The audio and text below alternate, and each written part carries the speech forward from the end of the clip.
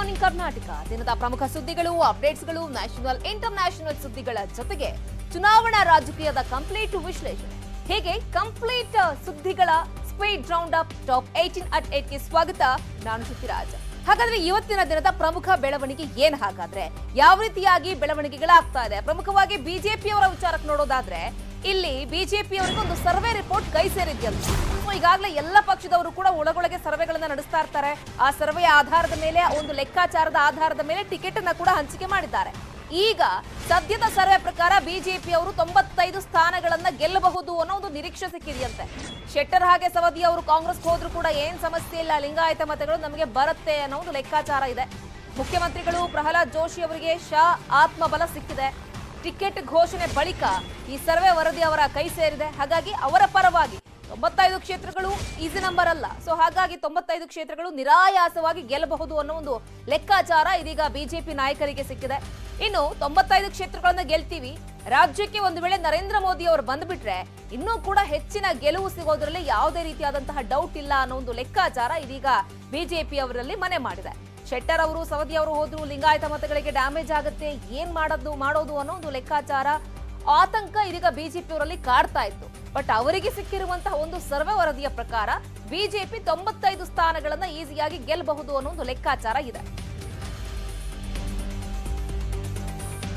ಈ ಬಗ್ಗೆ ಮತ್ತಷ್ಟು ಮಾಹಿತಿಯನ್ನು ಕೊಡ್ತಾರೆ ನಮ್ಮ political bureau head Chidananda Patel ನೇರ ಸಂಪರ್ಕದಲ್ಲಿ ಜಾಯ್ನ್ ಆಗ್ತಾ ಇದ್ದಾರೆ.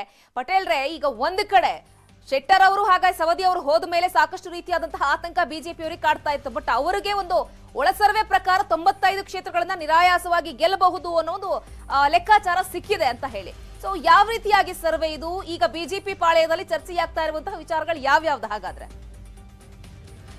ಪೃಥ್ವಿರಾಜ್, ಬಿಜೆಪಿ ತನ್ನೆಲ್ಲಾ ಪಟ್ಟಿಯನ್ನು ಬಿಡುಗಡೆ ನಂತರ ಆಂತರಿಕವಾಗಿ ಸರ್ವೆಯನ್ನ ಮಾಡ್ತಿರುವಂತ ಈ ಸರ್ವೆಯಲ್ಲಿ ಭಾರತೀಯ ಜನತಾ ಪಕ್ಷದ ರಾಜ್ಯ ನಾಯಕರಿಗೆ ಮತ್ತು ಹೈಕಮಾಂಡ್ ನಾಯಕರುಗಳಿಗೆ ಇದೀಗ ಪೂರಕವಾದ ವರದಿಯನ್ನು ಸಿಕ್ಕಿರುವಂತದ್ದು ಮತ್ತು ಆಶಾದಾಯಕ ವರದಿ ಕೂಡ ಅಂತಲೇ ಹೇಳಲಾಗ್ತಿದೆ. ಈಗಾಗಲೇ ನಾವು ಅಧಿಕಾರಕ್ಕೆ ಬಂದೇ ಬಿಡ್ತೀವಿ ಅಂತ ಹೇಳಿ ಬೀಗ್ತಿರ್ತಕ್ಕಂಥ ಕಾಂಗ್ರೆಸ್ಗೆ ಇದು ಅತಿ ದೊಡ್ಡ ಶಾಕ್ ಅಂತ ಹೇಳಿ ತಪ್ಪಾಗ್ಲಾರ್ದು. ಈಗಿನ ಸರ್ವೆ ಪ್ರಕಾರ ಭಾರತೀಯ ಜನತಾ ಪಕ್ಷಕ್ಕೆ 95ಕ್ಕೂ ಹೆಚ್ಚು ಸ್ಥಾನವನ್ನ ನಿರಾಯಾಸವಾಗಿ ಗೆಲ್ತಾರೆ ಅಂತ ಈಗಾಗಲೇ ವರದಿಯನ್ನು ಕೊಟ್ಟಿರುವಂತದ್ದು. ಹಾಗಾಗಿ ಇನ್ನು ಕೂಡ ಚುನಾವಣೆಗೆ 3 ವಾರ ಬಾಕಿ ಇರ್ತಕ್ಕಂಥದ್ದು. ಇದರ ನಡುವೆ ಪ್ರಧಾನಿ ನರೇಂದ್ರ ಮೋದಿ ಅವರು ರಾಜ್ಯದಲ್ಲಿ 20 ರ್ಯಾಲಿಗಳನ್ನ ಮಾಡ್ತಿರುವಂತದ್ದು, ರೋಡ್ ಶೋಗಳನ್ನ ಮಾಡ್ತಿದ್ದಾರೆ, ಸಾರ್ವಜನಿಕ ಸಭೆಗಳನ್ನ ಮಾಡ್ತಿದ್ದಾರೆ, ಸಮಾವೇಶಗಳಲ್ಲಿ ಭಾಗಿಯಾಗ್ತಿದ್ದಾರೆ. ಇದು ಒಂದ್ ಭಾಗ. ಜೊತೆಗೆ ಉತ್ತರ ಪ್ರದೇಶದ ಮುಖ್ಯಮಂತ್ರಿ ಯೋಗಿ ಆದಿತ್ಯನಾಥ್ ಸೇರಿದಂತೆ ಬಿಜೆಪಿ ಪ್ರಚಾರದ ಅಬ್ಬರವನ್ನು ದಿನೇ ದಿನೇ ಹೆಚ್ಚಿಸ್ತಿರುವಂತದ್ದು ಮತ್ತು ಕ್ಷೇತ್ರಗಳಲ್ಲೂ ಕೂಡ ಹೆಚ್ಚು ಜನರನ್ನ ಸೆಳೆಯುವ ಪ್ರಯತ್ನವನ್ನ ಮಾಡ್ತಿರುವಂತದ್ದು. ಹಾಗಾಗಿ ಪ್ರಧಾನಿ ನರೇಂದ್ರ ಮೋದಿ ಬಂದ ಕೂಡಲೇ ನಮಗೆ 15ರಿಂದ 20ಕ್ಕೂ ಹೆಚ್ಚು ಸ್ಥಾನಗಳು ಹೆಚ್ಚಿಗೆ ಲಭ್ಯವಾಗುತ್ತೆ. ಆ ಮುಖಾಂತರ ನಾವು ಸರಳ ಬಹುಮತ ಪಡಿಬಹುದು ಅನ್ನೋದು ಬಿಜೆಪಿಯ ಲೆಕ್ಕಾಚಾರ. ಸದ್ಯಕ್ಕೆ ಇದೀಗ ಈ ಕ್ಷಣದವರೆಗೂ ಕೂಡ ಬಿಜೆಪಿ 95 ಸ್ಥಾನಕ್ಕೂ ಹೆಚ್ಚು ಸ್ಥಾನಗಳನ್ನು ಗಳಿಸುವ ಸಾಧ್ಯತೆ ಇರುವಂತದ್ದು ಈಗಾಗಲೇ ವರದಿ ಹೇಳಿರುವಂತದ್ದು ಅಂತ ಹೇಳಿ ಈಗಾಗಲೇ ಬಿಜೆಪಿ ಅನೇಕ ನಾಯಕರು ಅಭಿಪ್ರಾಯ ಪಟ್ಟಿರುವಂತದ್ದು.